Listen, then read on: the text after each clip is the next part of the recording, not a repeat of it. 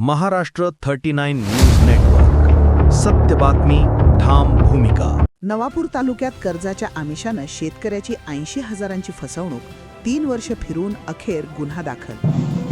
मालवाहू आयशर वाहन खरेदीसाठी कर्ज मिळवून देण्याचे आमिष दाखवत एका शेतकऱ्याची तब्बल 80,000 रुपयांची फसवणूक केल्याची घटना नंदुरबार जिल्ह्यात उघडकीस आली आहे. विशेष म्हणजे आरोपीने 3 वर्ष संबंधित शेतकऱ्याला केवळ आश्वासनांवर ठेवत वेळ काढला.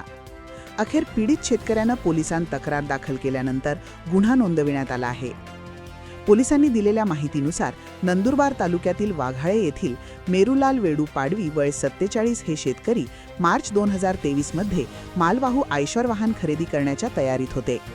त्यासाठी त्यांनी काही रक्कम स्वतःकडून उभी केली होती, तर उर्वरित रक्कम कर्जाद्वारे उभारण्याचे नियोजन केले होते.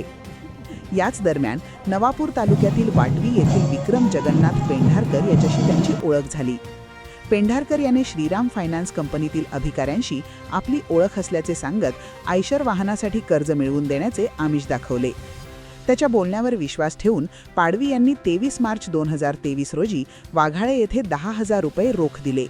तसेच नंदुरबार बसस्थानक परिसरातून UPIद्वारे 70,000 रुपये त्याच्या मोबाईल क्रमांकावर पाठवले. पैसे घेतल्यानंतर आरोपीने कर्ज प्रकरण पूर्ण करण्याबाबत वारंवार आश्वासने दिली. मात्र प्रत्यक्षात कोणतीही कार्यवाही न करता तो पाडवी यांना सतत टोळावाटोळवी करत राहिला.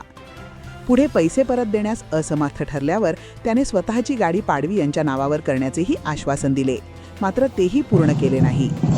दीर्घकाळ प्रतीक्षा करूनही न्याय न मिळाल्याने अखेर पाडवी यांनी 25 मार्च 2024 रोजी नंदुरबार तालुका पोलीस ठाण्यात तक्रार दाखल केली. त्यावरून विक्रम पेंढारकर याच्याविरुद्ध भारतीय न्याय संहितेच्या कलम 398(4) अंतर्गत फसवणुकीचा गुन्हा नोंदविण्यात आला आहे. या प्रकरणाचा पुढील तपास police head constable Ashok Bahiram करत आहेत. महाराष्ट्र 39 न्यूज नेटवर्कसाठी सागर मेटकर, नंदुरबार.